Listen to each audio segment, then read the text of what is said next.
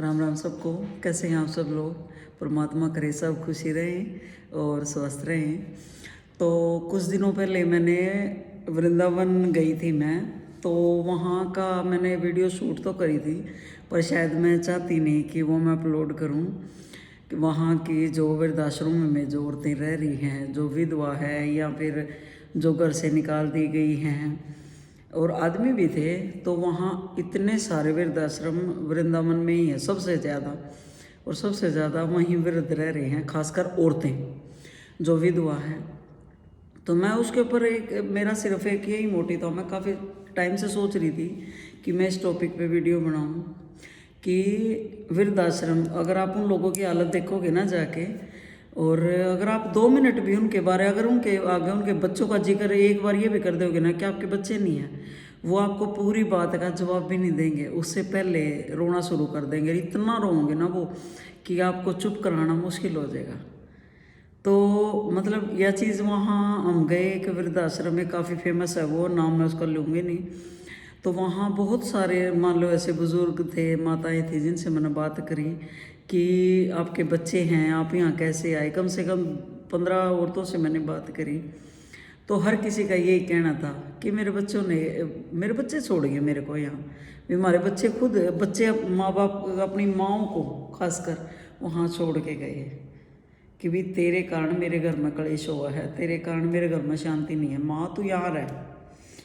और एक औरत की बात बताऊंगी मैं आपको। एक तो मैं जिस दिन गई थी उससे 2-3 दिन पहले वहाँ आई थी, पंजाब से थी वो, और उम्र भी उसकी कोई ज़्यादा नहीं थी, 58 साल के करीब उसकी उम्र थी, ज़्यादा उम्र थी नहीं उसकी।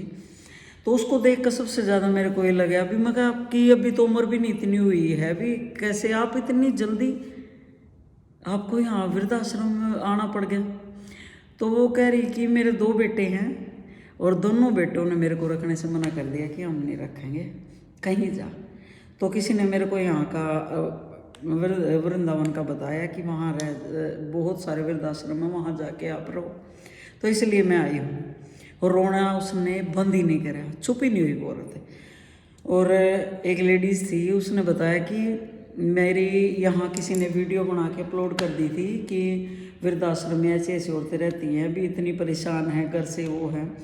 तो वो मेरे बच्चों ने देख ली थी, और स्पेशल उनका फ़ोन आया वहाँ वृद्धाश्रम में कि भाई ये वीडियो क्यों शूट करेगी, हमारी बेइज्जती होगी। ये उस औरत का कहा गया कि हमारी बेइज्जती होगी, क्यों वीडियो शूट, वीडियो में क्यों आई तू, क्यों तूने अपना चेहरा दिखाया। तो मतलब वहाँ ज़िंदगी का एक इतना कड़वा अनुभव मैं लेके आई हूँ ना अपने साथ है। खासकर ऐसी औरतें जो अकेली हैं, सिंगल हैं, या विडो हैं, या जिनके बच्चे बाहर सेटल हो गए हैं या बड़े हो रहे हैं, ग्रोइंग एज में हैं। तो मैं एक ही बात आप लोगों से कहना चाहूँगी, शायद बहुत सारे लोग इस चीज़ से मेरे से ना भी एग्री करें, पर मैं एग्री करती हूँ इस चीज़ के लिए कि कम से कम अगर आप विडो हैं या सिंगल हैं, जब तक आप जी रहे हो, अगर आपके नाम एक भी चीज़ है ना, अगर आपके नाम एक भी सिंगल चीज़ है, कुछ भी आपके नाम जायदाद है, कुछ पैसा है, चाहे वो 50,000 रुपये है, चाहे कुछ भी है, उसको अपने पास ही रखो, किसी को मत दो। जब तक आप जी रहे हो, जब तक आपकी सांस चल रही है, किसी को मत दो। चाहे कोई कितना ही आपको प्यार दिखावे, कितना ही आपको परेशान कराए, या फिर प्यार में अपना बका का है, बड़ो का है कि, क्योंकि औरतों का सबसे बड़ी कमजोरी होती है अपने बच्चों के प्रति इतना इमोशनल होना, क्योंकि उनके लिए पूरी दुनिया उनके बच्चे हुए हैं, और उससे बाहर में दुनिया ही नहीं देखती। लेकिन उनको ये नहीं पता है कि सारी ज़िंदगी जिनके लिए संघर्ष करके आखिरी मोड़ पे जहाँ बंदे के थक जाए आके कि अब मेरे बच्चे मेरे को सहारा देंगे, वो मैंने संभालेंगे, उस मोड़ पर आके जब वो बच्चे नू कह दे कि मेरे घर में तेरे लिए जगह नहीं है, तो फिर उस स्थिति के लिए भी अपने आप को तैयार करके रखो कि वो स्टेज आ सकती है, किसी के साथ भी आ सकती है, किसी के साथ भी। कोई इसमें अमीर गरीब का कोई मतलब नहीं है। और जितने बल्कि अमीर है ना, जो बढ़िया रोटी खा रहे हैं, बढ़िया कारोबार है उनके, सबसे ज़्यादा बुजुर्ग वृद्धाश्रम में उनके बैठे हैं। अच्छी अच्छी पोस्टों पर थे जो लोग, अच्छी अच्छी जिनके बढ़िया कारोबार थे, वो लोग मतलब एक उन माँ बाप की घर में खाट और 2 रोटी इतनी भारी हो जाए। तो मैं इस चीज़ का एक ही बात कहना चाहूँगी, चाहे मेरे किसी को मेरा इस बात से किसी को ये हो कि भी मैं बहुत ज़्यादा मैं इस मामले में बहुत ज़्यादा ही सख्त हूँ, क्योंकि मैं नहीं चाहती कि कल को ये मेरे साथ बने। और मैं अपने ऊपर हर चीज़ एक्सपेरिमेंट करके देखूँगी या अपना इंतज़ार करूँगी कि मेरे साथ भी ऐसा होगा तो मैं क्या करूँगी। उस दिन का मैं इंतज़ार नहीं कर सकती। उस चीज़ के लिए मैंने दूसरों के साथ जो हुआ है उससे ही मैंने ज़िंदगी में हर सबक दूसरों से ले लग रही हूँ मैं कि इसके साथ हुआ तो मेरे साथ भी हो सकता है। उस चीज़ का डर नहीं है मेरे अंदर, लेकिन उस स्थिति को मतलब वो ना आए उससे पहले मैं अपने आप को तैयार कर रही हूँ। हालांकि बहुत सारे लोग जो मैंने जानते होंगे उन्हें पता है भी मेरे बच्चे बाहर हैं, लड़की मेरी कनाडा है, लड़का अमेरिका है और हस्बैंड की डेथ हो गई है मेरे, तो मैं अकेली ही हूँ। तो मेरे को इस चीज़ से सबसे बड़ा सबक यही मिला है इस चीज़ का कि मैंने जब तक मैं जी रही हूँ, जब तक मेरी सांस में सांस है, मैं काम करूँगी। मेरे हाथ में रोज़गार है, मेरी नौकरी है सरकारी, अपनी नौकरी करूँगी मैं। और जब तक मैं जी रही हूँ जो मेरे नाम है वो अपने नाम ही रखूँगी। मैं नहीं चाहती कि कल न भी बच्चों के आगे मैंने इतनी बुरी हालत में हाथ करना पड़ा है। वैसे हम अपने बच्चों से चाहे सब कुछ ले ले, मैं ले रही हूँ अपने बच्चे से पैसे, लेकिन उस हालत में जाके कि जहाँ बच्चा एक बार ये कह देगा कि तनाव रोज़ परेशान कर रखे, वह स्थिति में अपनी ज़िंदगी में नहीं देखना चाहती। शायद उस दिन से पहले इंसान मरना पसंद करेगा अगर उसके अंदर थोड़ी ही भी खुददारी होगी। तो ये बात जो वृद्धाश्रम की मैं आप लोगों के साथ शेयर कर रही हूँ, मतलब ये बात होगी 6-7 महीने पहले मैं वहाँ गई थी। तो मतलब वो लोग इतना मतलब किसी को प्यार के लिए ना ऐसे तरह से रहे, मेरा पोता, मेरी पोती, मेरी बेटी, बेटियां तक उनको मिलन नहीं आती, बेटियां भी मिलन नहीं आती अपने माँ बाप को भी। मारा मेरे पोते मेरा जी करा देखना है, मेरे बेटे मेरे बहू, मतलब वह ममता उनकी वहीं पड़ी है। वहाँ वृंदाश्रम में वहाँ बैठी है वृंदावन में, वहाँ परमात्मा का नाम भी ले रही हैं, लेकिन जो भीतर की एक मौत है ना, जो एक औरत ने सबसे गणा तोड़ा है, जो एक कमजोरी औरत की इमोशन, वो उनका ख़त्म नहीं होता। क्योंकि एक बहुत ही गहरे तरीके से हम अपने इस बच्चों तक जुड़ी हुआ है माँ, तो वो चीज़ उनको एक्सेप्ट करने में मतलब शायद वो चली जाऊंगी इस दुनिया तो वो एक्सेप्ट नहीं कर पाऊंगी चीज़ ना कि वो हमारे साथ हुआ क्यों।